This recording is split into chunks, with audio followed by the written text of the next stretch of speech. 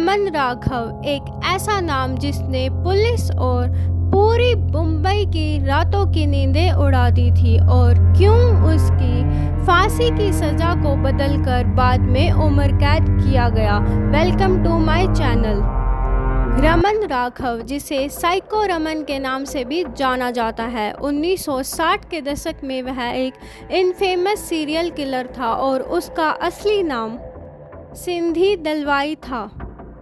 उसने अपना पहला क्राइम 1965 में और अपना आखिरी क्राइम 1968 में किया, और वह अपने पूरे टारगेट्स ज़्यादातर गरीब लोगों को ही करता था।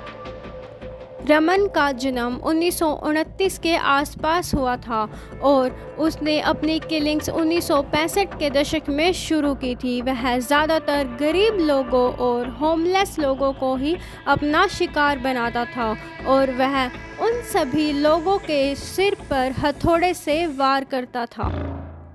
पुलिस ने उसे गिरफ्तार किया, लेकिन वह सबूत न होने की वजह से छूट गया। उसके बाद 1968 का दशक आया और रमन ने अपनी किलिंग्स दोबारा से शुरू कर दी, और यह किलिंग्स इतनी ब्रूटल थी कि इससे पूरा मुंबई दहल गया था। इसके बाद पुलिस ने अपनी एक मैसिव मैनहंट शुरू की, लेकिन राघव स्लम्स में बचकर निकल जाता था।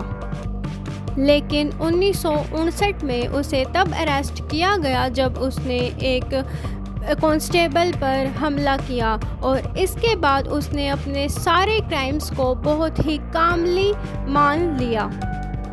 उसने कहा कि उसे एक डिवाइन सोल कहती है कि उसे ये सारे मर्डर्स करने हैं। इसके बाद उसे मेंटली अनस्टेबल माना गया, लेकिन बाद में चेकअप के बाद उसका ट्रायल फिर से शुरू हुआ और उसे मल्टीपल मर्डर्स के लिए गिल्टी पाया गया।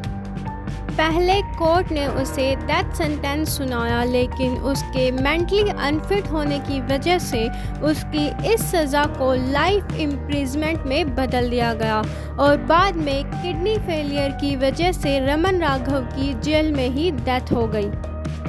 रमन की कहानी इंडिया के सबसे टेरिफाइंग केसेस में से एक है, यहाँ तक कि उसकी लाइफ और उसके क्राइम्स पर बहुत सारी बुक्स, डॉक्यूमेंट्रीज यानी मूवीज़ भी बन चुकी हैं, जिसमें से एक मूवी रमन राघव 2.0 भी है।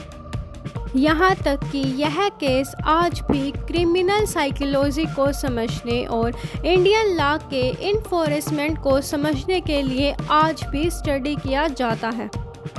राघव का पूरा खेल डर और सस्पेंस से भरा हुआ था, और पुलिस के लिए यह बहुत ही बड़ा चैलेंज था, लेकिन आखिर में इंसाफ की जीत हुई और आखिरकार एक खौफनाक किस्सा खत्म हुआ।